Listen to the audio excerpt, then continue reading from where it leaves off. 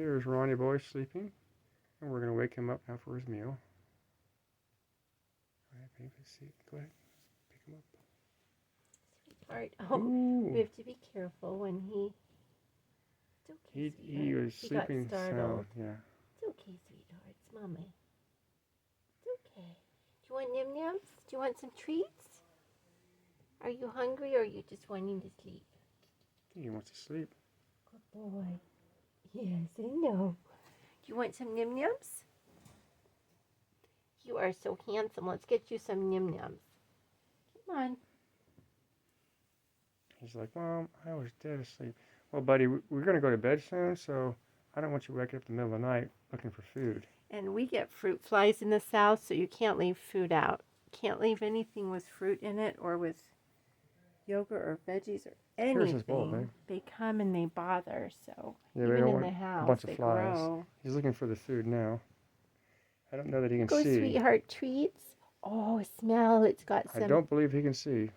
Yeah, we don't believe... We think he sees a little light. Oops. He sometimes walks in his footsie food. So we think he's blind because he'll like glance up at the light when I turn the lights on. So I know he sees some shadows, but he doesn't appear to know what he's like. When we feed him, he has to find it, and he has a hard time finding the food. He smells it, but can't figure out where it is. So I don't think he has his eyesight. That might be from the dog attack. We assume that's what got him. We don't know for sure, but the indications are that it was not being hit by a car, that it was being shaken by a dog, I guess.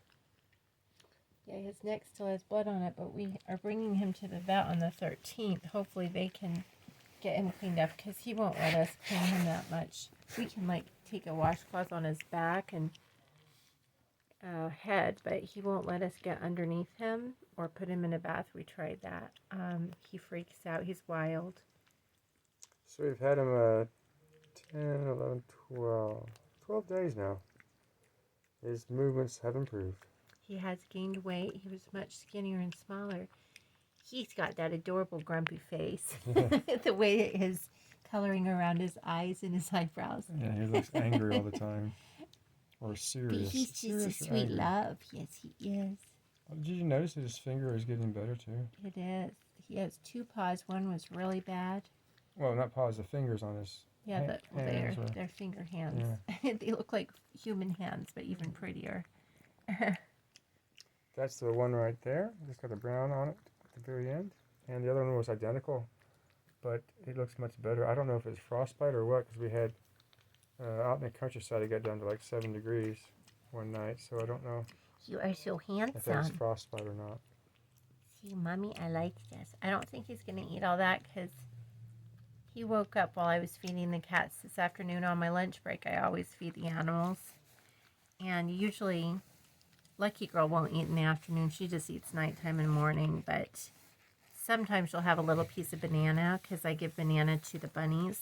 We don't even need to feed the Lucky Girl twice a day, but we do because she has to be cleaned twice a day. And she's used to it. We were doing that when she was a baby. Yeah. But he seems to get hungry more. What he does, it's so cute. If he's really hungry, he'll stand up and do this like Stevie Wonder neck thing and pace.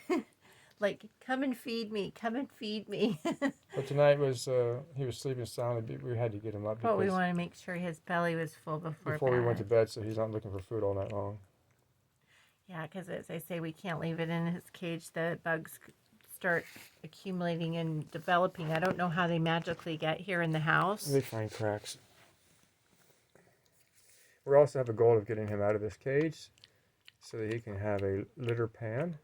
But he still is not good on his feet and will fall over, and our house is all either tile or hardwood, so he would bang his head. So we're trying to get him to be better at walking. His ear's getting better too. I don't know if he was grooming himself and got it unstuck from the fur, but for a while there, he wouldn't let me clean it up enough or pull it out of his head. Yeah, it's looking better. And it had a, what was it called, honey? A crispy ear.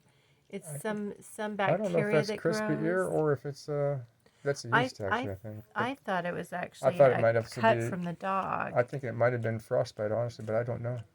Well, I thought it was a a wound from the dog, and then Just think about it. The very tip of his tail was purplish, black brown when we got him. The very tip of his tail, and his 2 fingers on each front paw. Well, you see and his his cut one though, ear. hon. The dog bit of her.